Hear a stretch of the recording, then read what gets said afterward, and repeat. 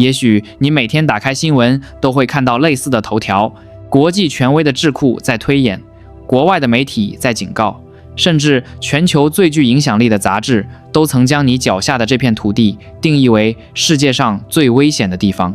在無數專家的口中，那場似乎無可避免的風暴有着各種各樣的倒計時，2025、2027或是2030。這裡是意識覺醒，記得按讚、訂閱並打開小鈴鐺，這樣您就不會錯過我們的新影片。這種懸在頭頂的達摩克利斯之劍，台灣人已經頂着它生活了整整幾十年。你們在轟鳴的戰機、越過中線的播報中通勤，在國際局勢的撥雲詭譎中努力過好每一個平凡的日子。你們展現出了驚人的韌性，甚至是一種帶着無奈的幽默感。可是，當夜深人靜，當你獨自一人仰望星空的時候，你有沒有靜下心來，仔細想過一個極度反常的問題？為什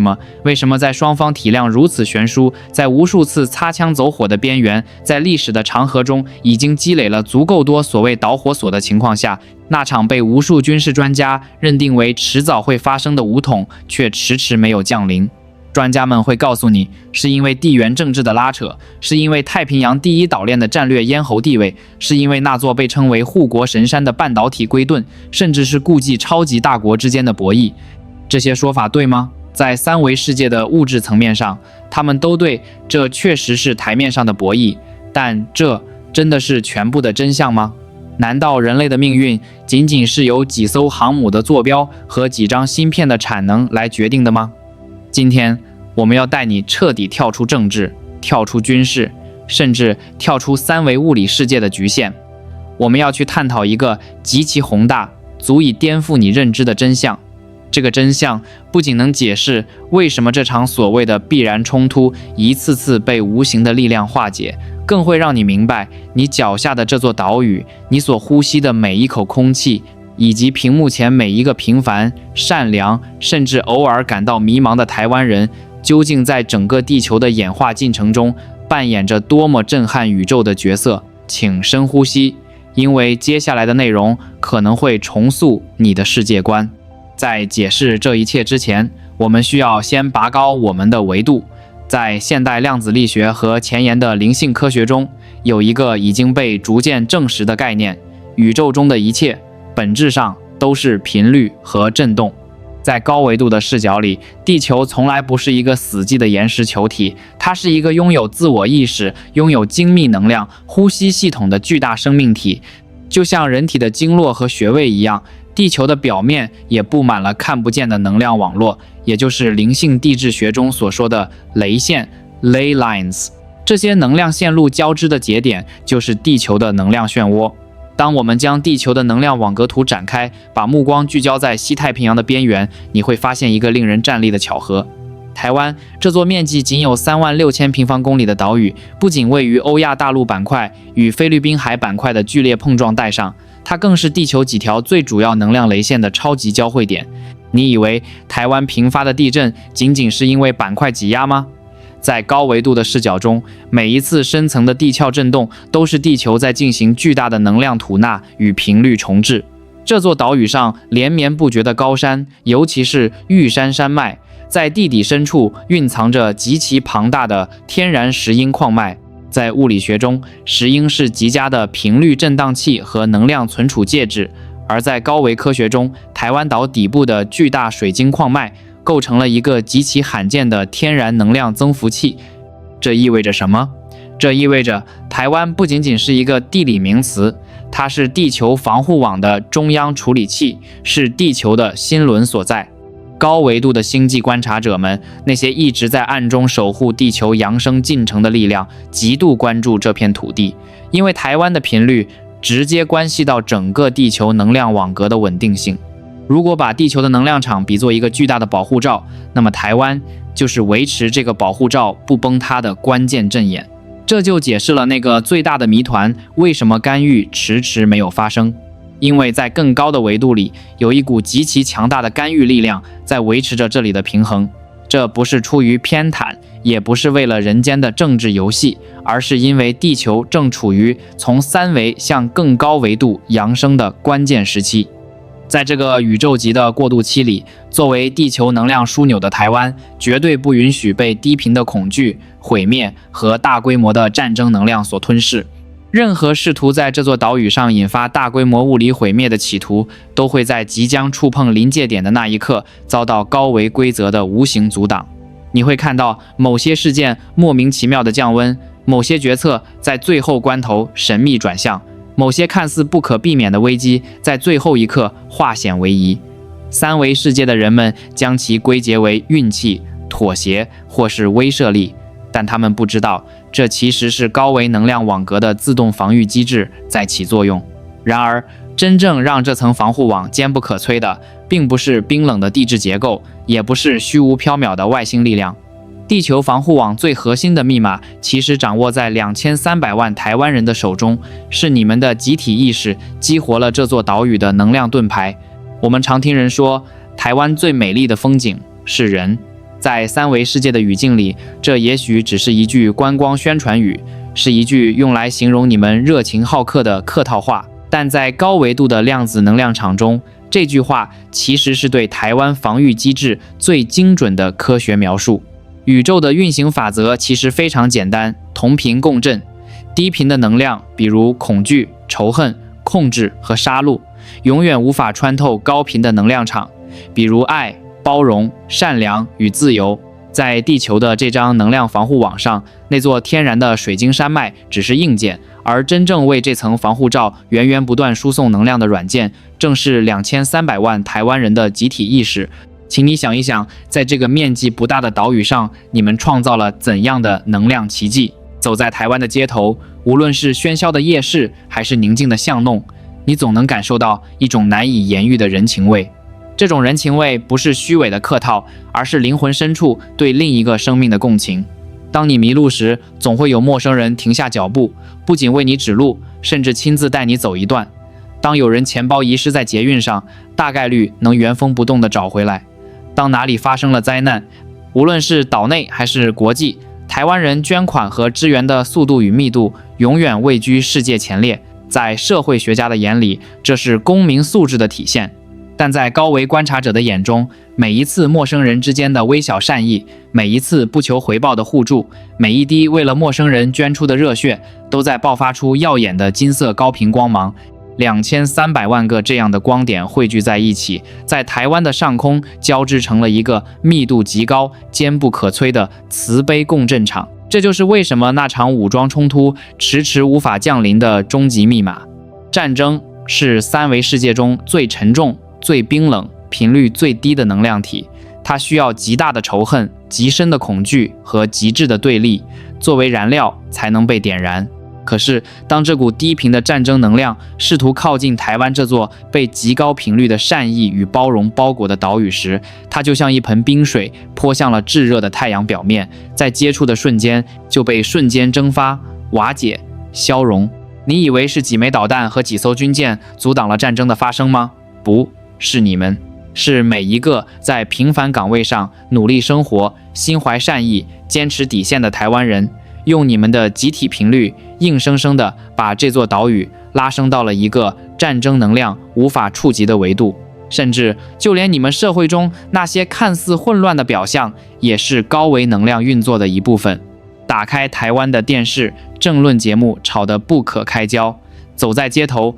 各種抗議和遊行時有發生。你們的社會似乎充滿了分歧、雜音和不滿。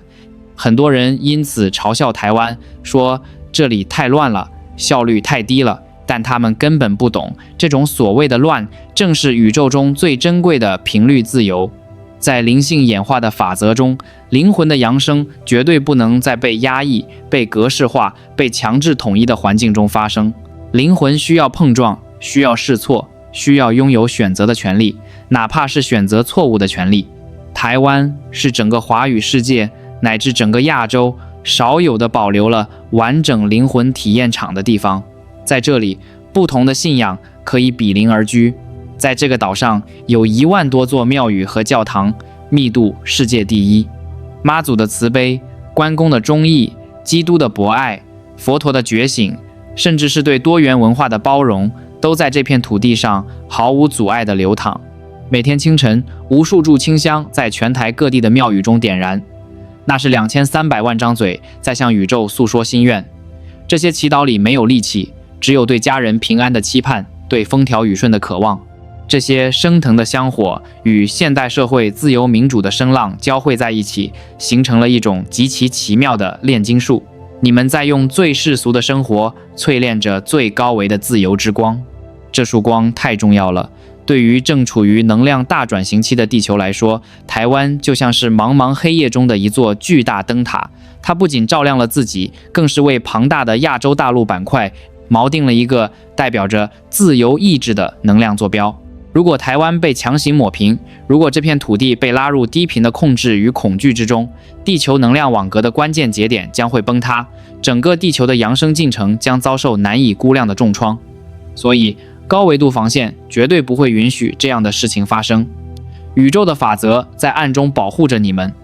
因為你們的存在本身就是地球演化計劃中不可或缺的一環。聽到這裡，也許你會流淚，也許你會感到一種前所未有的震撼和釋然。幾十年來，台灣人一直活在一種深刻的不安全感和悲情意識中。你們被國際社會邊緣化，被稱為亞細亞的孤兒。你們常常覺得自己很渺小，是一枚隨時可以被大國交易的棋子。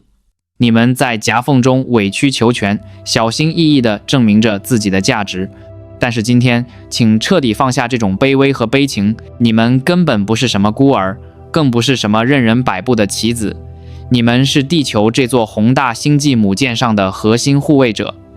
你們之所以被放在這世界上最危險的斷層線上，是因為只有擁有最強韌靈魂的群體，才能在這個風暴的中心穩穩地握住方向盤。天將降大任於這座島嶼。這幾十年的孤立與威脅，不是對台灣的詛咒，而是一場極其嚴苛的高維壓力測試。宇宙在用這種方式逼迫你們向內尋找力量，逼迫你們進化出超越三維政治的集體韌性，而你們完美地通過了這場測試。既然你已經明白了這座島嶼和你們自身所蘊含的驚人能量，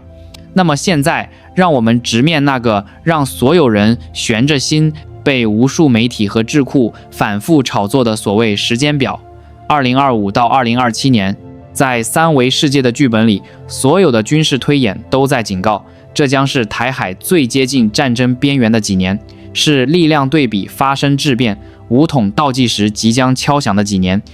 可是，如果你站在高維度的時間線上俯瞰這一切，你會看到一個截然不同的真相。2025到2027根本不是什麼毀滅的倒計時，而是地球舊有低頻能量矩陣徹底崩塌，高頻新地球全面誕生的破曉前夜。在宇宙的演化週期裡，這段時間被稱為大重置與大覺醒的臨界點。在任何能量場發生躍遷之前，都必然會經歷一陣劇烈的震盪。那些習慣了用恐懼、威權、壓迫和集權來掌控世界的舊有能量，此刻正在經歷最後的，也是最瘋狂的垂死掙扎。他們能感受到地球頻率的升高，他們能感覺到自己正在失去對這個世界的控制，於是他們必須制造出最大的聲浪，制造出最駭人的戰爭陰雲，企圖把人類的意識重新拉回那個充滿恐懼的泥潭裡。那些繞台的軍機，那些在海域上空呼嘯的導彈，那些氣勢洶洶的武嚇，在高維度的視角中，不過是低頻能量在消亡前投射出的恐懼全息投影。它們看起來極其真實，極其兇險，但它們的本質是虛弱的。它們在試圖竊取你們的能量。請記住量子物理學中那個著名的觀察者效應。你的意識決定了量子的坍縮方向。你的注意力在哪裡，你的能量就流向哪裡。這場仗根本不在台灣海峽，也不在任何一片沙灘或城市街頭。這場決定宇宙進程的終極戰役，其實就在2300萬台灣人的腦海裡，在你們每一個人的起心動念之中。如果你們每天被新聞轟炸，陷入極度的焦慮與恐慌；如果你們在網絡上互相攻擊，在內部制造對立與仇恨；如果你們在潛意識裡已經接受了台灣遲早會被毀滅的宿命論，那麼你們就是在親自撤下台灣上空那層堅不可摧的高維能量防護罩。你們的恐懼就是引爆戰爭唯一的導火索，因為你們在用自己的集體意識把那條毀滅的時間線拉向現實。所以高維世界對台灣人發出的最嚴厲也是最慈悲的警告是：絕對不要再餵養恐懼，不要再把你們寶貴的創造力浪費在擔憂明天是否會有導彈落下來。你可能會問，面對現實的威脅，作為一個手無寸鐵的普通台灣人，我到底能做些什麼？我該如何去對抗那個體量龐大的怪獸？答案可能會簡單到讓你難以置信，那就是去過好你平凡而美好的一天。當你早晨醒來，不再急於打開手機刷那些讓人焦慮的國際新聞，而是平靜地為家人做一頓早餐。當你走出家門，對大樓裡的保安，對買咖啡時遇到的店員露出一個發自內心的微笑。當你坐在辦公桌前，不再為了未知的明天而恐慌，而是专注地把手頭的工作做到極致。當你在周末的午後走進一家巷弄裡的獨立書店，或是去山裡呼吸一口清新的空氣，每一次你選擇平靜而不是焦慮，每一次你選擇善意而不是冷漠，每一次你選擇享受當下的自由而不是擔憂未來的壓迫，你都在釋放一種極其強大的高頻能量。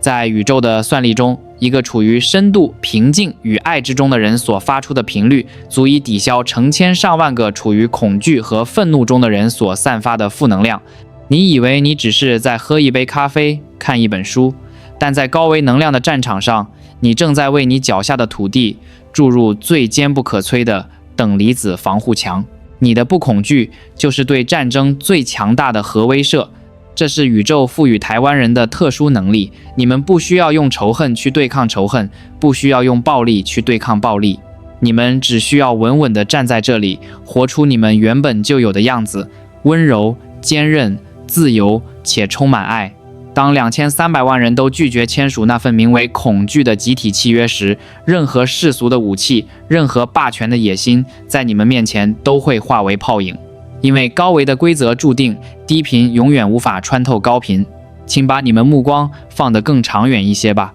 跳過這短暫的震盪期，去看看台灣在未來的黃金時代裡究竟是一幅怎樣的圖景。現在的世界稱呼台灣為科技龜盾，因為你們擁有台積電，擁有掌控全球命脈的半導體產業。硅，也就是石英，是地球上極佳的能量載體，這絕非偶然。這只是高維能量在三維物質世界的一種顯化，但在即將到來的黃金時代，世界對台灣的依賴將徹底超越物質的芯片。當人類的集體意識越過那個關鍵的臨界點，當舊有的威權體系在自身的低頻中分崩離析，世界將陷入短暫的迷茫。那時，全人類都在尋找一種全新的以心為本的生存方式。而台灣將成為全亞洲乃至全世界的靈性心臟。你們將從輸出半導體轉向輸出一種不可替代的意識文明。你們將向世界展示一個曾經在夾縫中生存的微小島嶼是如何僅僅憑借着對自由的堅持、對多元的包容和對人性的善意，在最危險的驚濤駭浪中，不僅毫髮無損，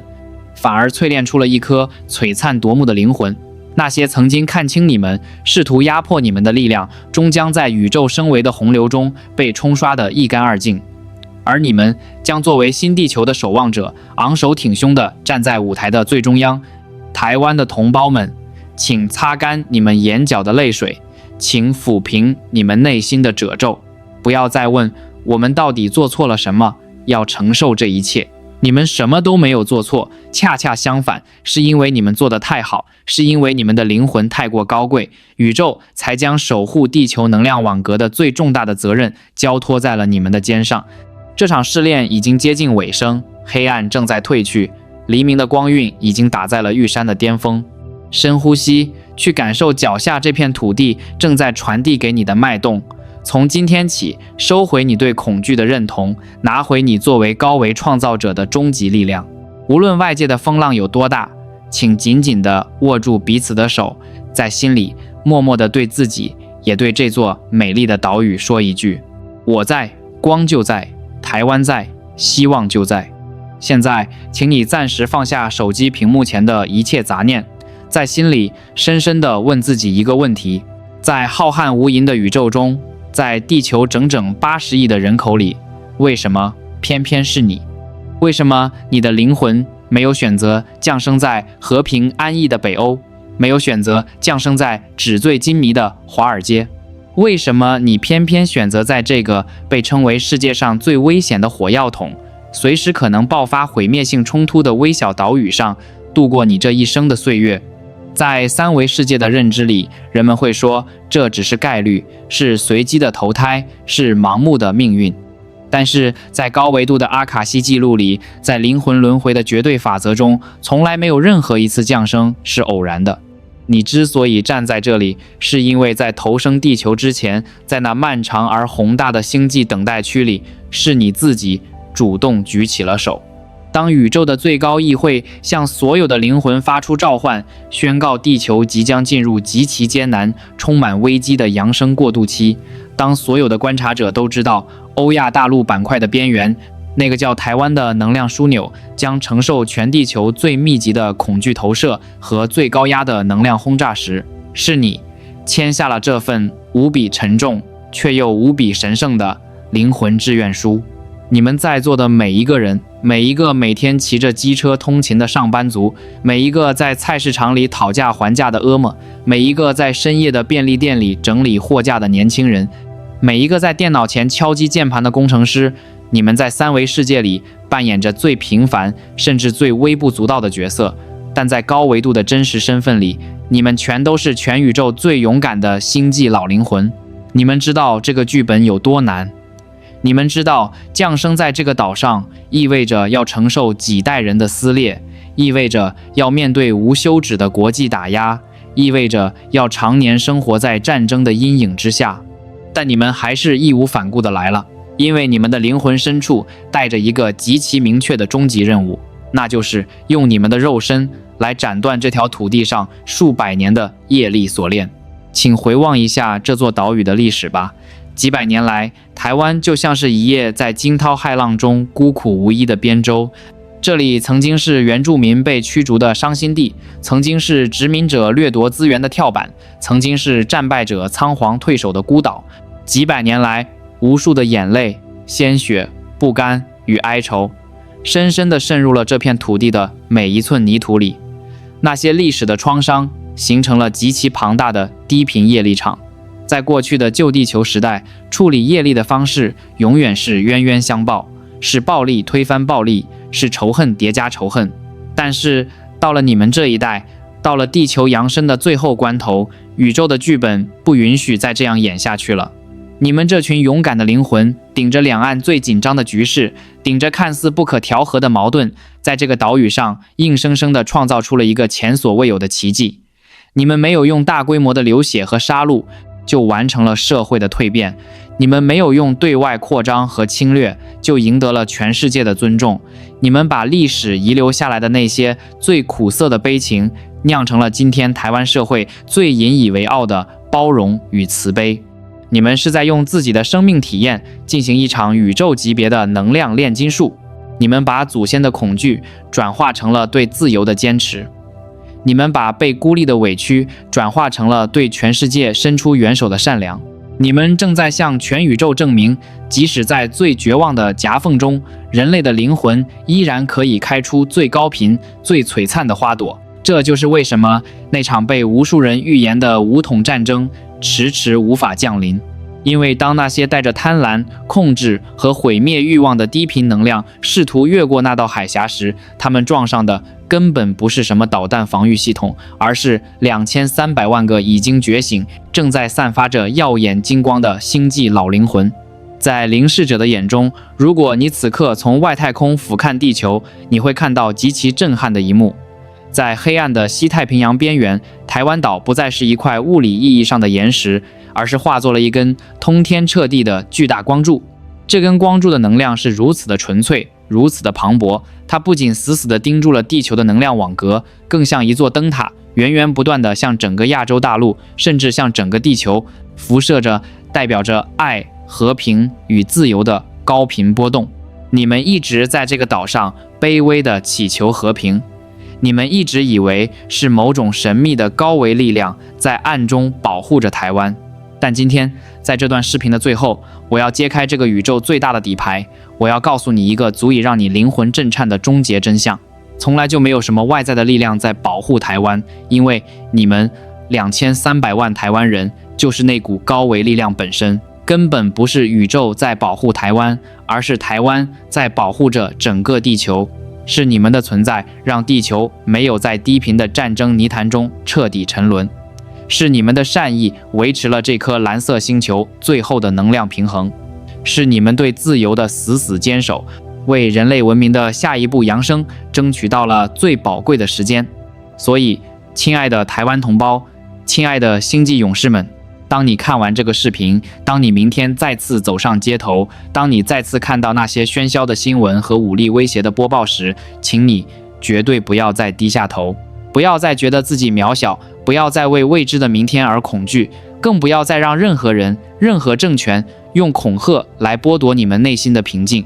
請你深深地吸一口氣，把腳踩在這片你深愛的土地上，把手放在你的心口，去感受那顆正在跳動的心臟。那不僅是你的心跳，那也是地球母親的心跳，那是全宇宙最高頻的能量脈動。抬起你們的頭顱吧，去擁抱你們與生俱來的偉大，去好好的吃一頓滷肉飯，去熱情的和鄰居打個招呼，去在這座美麗的島嶼上盡情的笑，盡情的愛，盡情的活出你們最自由的模樣。只要你們心中的光不滅，台灣就永遠不會淪陷。不僅不會淪陷，在不久的將來，當舊世界的陰霾徹底散去，全世界都將把目光投向這裡。他們會流着淚，帶着最深的敬意，來到這座曾經被認為是最危險的小島上，向你們學習如何用善良抵禦炮火，如何用愛拯救了一個星球。這就是你們的宿命，這就是台灣的終極意義。你們就是那道驅散黑暗的光，一直都是，永遠都是。